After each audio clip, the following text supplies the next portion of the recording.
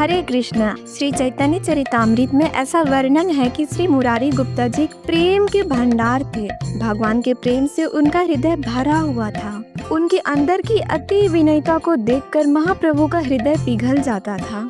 श्री मुरारी गुप्ता जी एक वैद्य परिवार से थे जो श्रीहट्टा में निवास करते थे। बाद में वे नवद्वीप में रहने लगे, जहाँ उन्हें श्री गौरांग महाप्रभु के बचपन और युवा अवस्था की सभी लीलाओं का अनुभव करने का अवसर मिला।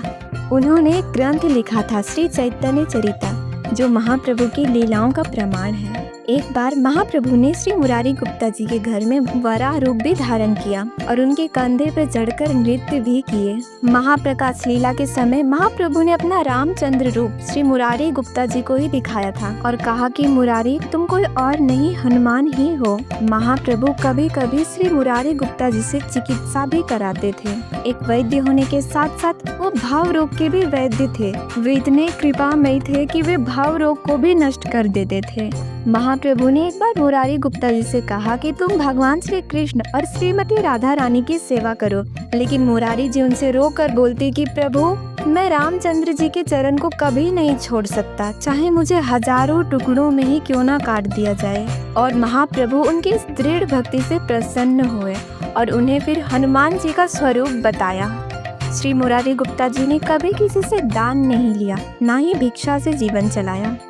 वैद्य के रूप में वे मेहनत करके परिवार चलाते थे और उनकी अपनी कमाई से श्री चैतन्य महाप्रभु की सेवा करते थे। एक बार महाप्रभु ने उन्हें बुलाया था, तब श्री मुरारी गुप्ता जी 2 के दांत में दबाकर आए और बोले, प्रभु, मुझे मत छुइए, मैं पतित और पापी हूँ।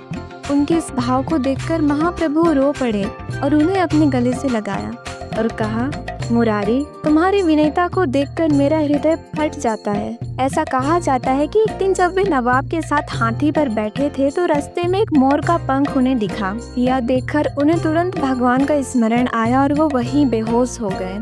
तो हम देख सकते हैं कि यह होता है असली भक्ति भाव, जहाँ छोटी सी चीज भी प्रभु की याद दिला दे। श्री मुरारी गुप्ता जी की जिंदगी हमें यह सिखाती है कि भक्ति में दृढ़ता रखना चाहिए। चाहे गृहस्थ हो या वैरागी, जीवन का उद्देश्य सिर्फ भगवान की सेवा हो और हमारा सबसे बड़ा आभूषण है विनयता। आइए आज के दिन हम उनसे प्रार्थना करते हैं कि वे हमें भी ऐसी निष्ठावान भक्ति देने की कृपा करें, जैसे उनकी श्री रामचंद्र जी के चरणों में थी। धन्यवाद। हरे कृष्ण।